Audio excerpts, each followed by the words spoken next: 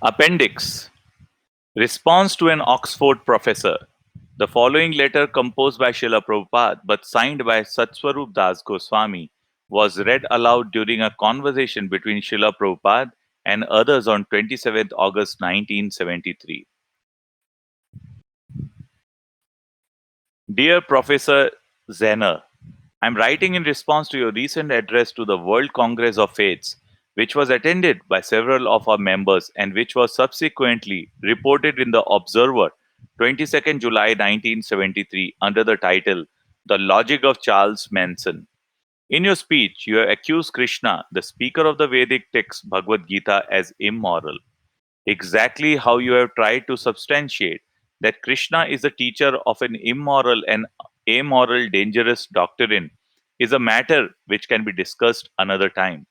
But I wish to simply point out to you that having accused Krishna, you have as such fallen to a position of being very strongly accused yourself by Lord Krishna himself. As he has stated in the Bhagavad Gita, न मां दुष्कृतिनो मूढा प्रपद्यन्ते नराधमा मया या पार्थ ज्ञान आसुरं भावम् आश्रिता. Those miscreants, those miscreants who are grossly foolish, lowest among mankind, whose knowledge is stolen by illusion, and who partake of the atheistic nature of demons, do not surrender unto me. Bhagavad Gita 7.15. Footnote is Charles Manson was a notorious cult leader and a murderer. In other words, Lord Krishna is stating that if one is in opposition to him, he must fall onto one of these four categories. Either he is grossly foolish, like the ass or rascal person, or he is the lowest of mankind, without religion, although acting as a civilized person, or he may have a good intelligence or academic standing, but his intelligence has been stolen away by an illusion, or he is an outright demon bent on the destruction of mankind. So you are accused by this statement of the Bhagavad Gita as belonging to one of these four categories of miscreants. Neither can Krishna's charge against you be taken lightly. Krishna's statements are supported by all the acharyas, or saintly persons and spiritual masters of the Vedic philosophy, going back hundreds and thousands of years. Those who are the model, those are the molders of the Hindu or Indian destiny, such as Madhva, Ramanuja, Vishnu Swami, Nimbarka, as well as Vyasadeva, Brahma, Narad, and in the recent age, Lord Chaitanya, and the disciplic succession up to our own spiritual master, His Divine Grace, A.C. Bhaktivedanta Swami, all except Lord Krishna as the absolute truth, the Supreme Personality of Godhead, whose statements are taken as the highest authority. Even Shankaracharya, the leader of the impersonist school of Vedic thought, has accepted Narayana Paro Avyaktat. Narayana, Lord Krishna, is above this material manifestation. Whatever Krishna says is accepted as truth by virtually all the leaders of the Vedic philosophy since time immemorial. So, we are laymen and we have to choose. We are faced with two accusations, yours against Lord Krishna as being immoral, and Lord Krishna's accusation against you as a rascal, the lowest of mankind, whose intelligence is stolen and of the nature of a demon. As we have just explained, Krishna's description of your miscreant position is supported by all the stalwart acharyas without exception. Nor can we take the view that the above named philosophers are sectarian in their support of Krishna as the supreme truth. You are taken as a great Sanskrit scholar, but apparently you have not noted the commentary on Bhagavad Gita in Sanskrit by His Holiness Ramanujacharya. At every verse, Ramanuja has presented many quotes from the Upanishads to support his favoring Krishna's position as a very source of knowledge and liberation. So, Krishna's position is very solid among those who are the most reputable scholars. But who will agree with you and your accusation against Lord Krishna? The Vedic scripture Srimad Bhagavatam clearly states that only men of a like nature to yours would join you in taking such an infamous position. Swavid Varo Varavostra samsuta purusha prashu nayat karana pathe peto jatunama gadagraja. Men who are like dogs, hogs, camels, and asses. Praise those men who never listen to the transcendental pastimes of Lord Sri Krishna, the deliverer from evils. Shrimad Bhagavatam 2.3.19. In other words, although you have become a leader of the so-called learned society of men, because you are opposed of glorifying Lord Krishna, your followers are not actually to the human standard, but are no better than the above named animals. According to the Bhagavatam, if one is essentially godless and opposed to the acknowledging the supremacy of the Supreme Lord Krishna, then he may be big or great in the world, but his greatness is no more than the greatness of a big animal who is looked up to by smaller animals. By the estimation of scriptures and acharyas, such a so called big man is never given a place in the category of a man on account of his atheistic temperament. So, a sane man seeking truth will certainly be inclined to follow the standard accepted version of the greatest philosophers and true humanitarians in the history of the science of God. But who will follow you in your accusation against Lord Krishna? It is unfortunate that you have assumed a conversant, authoritative attitude toward the Vedic scriptures. To have an actual knowledge of Krishna and the Bhagavad Gita is not such an easy thing.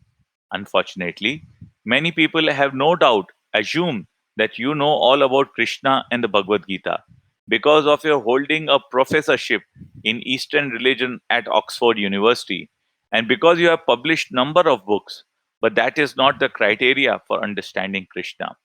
As Lord Krishna states in the Bhagavad Gita, Manushyanam sahasreshu kaschit yatati siddhyaye yatatram api siddhanam kaschin mam veti tatvata. Out of many thousands among men, one may endeavor for perfection, and of those who have achieved perfection, hardly one knows me in truth. Bhagavad Gita 7.3.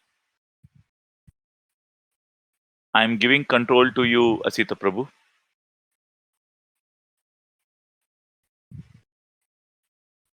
And I also request devotees, there's a poll open. Please take this time till we are handing over to fill the poll. Hare Krishna. The poll is on. So am I audible, Prabhu? Yes, Prabhuji. Please go ahead. Okay. Om Jnanatimirandhasya Jnananjana Chakshurunmilitam Yena Tasmai Shri Gurave Namah. Srila Prabhupada Gita. It is not that. It is not that one can be a cigarette smoker and liquor drinker and habituated to common vices and yet speak something about Krishna. Even among those who are above all these things, who are siddhas, perfect souls, hardly one of such siddhas can understand Krishna. So, because you are not even trying to become a siddha, we have to conclude by honest reason that your statements about Lord Krishna and Bhagavad Gita have no value. Your version that Krishna is actually immorally, your version that Krishna is acting immorally is not true. Arjuna, the original disciple of Bhagavad Gita, who heard it directly and understood it from Krishna himself, spoke as follows. Param Brahma, Param Dhamma, Pavitram Paramam Bhavan. You are the supreme Brahman, the ultimate, the supreme abode and purifier, the absolute truth, and the eternal divine person. Here the word Pavitram means the purest. So Arjuna is addressing Krishna as the purest, the supreme pure. And this is your rascaldom. You are accusing the most pure as immoral. In the Bhagavatam, it is described, Hare Krishna Prabhu. Prabhu? Yeah. Can you just continue for 5-10 minutes? Yeah. There's some important work. No problem, please. Yeah, please. In the Bhagavatam, it is described that when the witch Putana came to Krishna, she tried to kill him during his childhood pastimes by smearing her breast with poison and offering it to baby Krishna to suck. Krishna not only sucked her breast but sucked out her life air, and thus the demon gave up her life. But Krishna is so moral that although Putana came to kill him, he accepted her as a mother and took milk from her breast. Krishna awarded her liberation after that and gave her the same exalted place as his own loving mother Yashoda. Also, on the battlefield of Kurukshetra, where the Bhagavad Gita was spoken, those who came to fight with Krishna and were killed by him were granted eternal liberation in the spiritual sky. Because he is absolute, whatever Krishna does is the highest morality and works factually for everyone's ultimate happiness and well being. Krishna's pastimes are hardly understandable to the non devotee, but these are the authorized description of the Vedic literature. The people in general should be warned of your position so that you will not mislead them by misinterpretation. They should not be baffled by your outward appearance as a great scholar. If we consult those who are truly authorities, the great acharyas, we understand that your position is very unfavorable and can only be relieved by your attempting to publicly rectify accusations so foolishly made against the name and words of Lord Krishna and the Bhagavad Gita.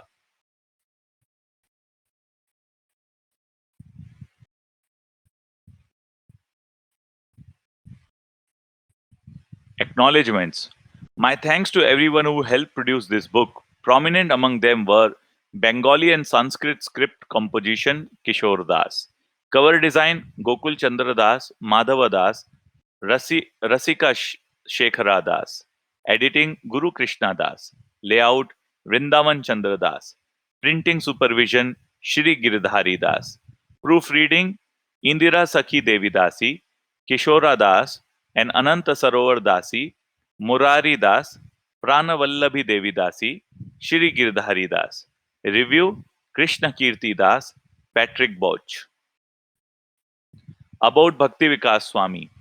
The author was born in Britain in 1957 and joined ISKCON in London in 1975. Later that year, he was formally accepted as a disciple of His Divine Grace, A.C. Bhaktivedanta Swami Prabhupada, the founder Acharya of ISKCON, and renamed Elapati Das.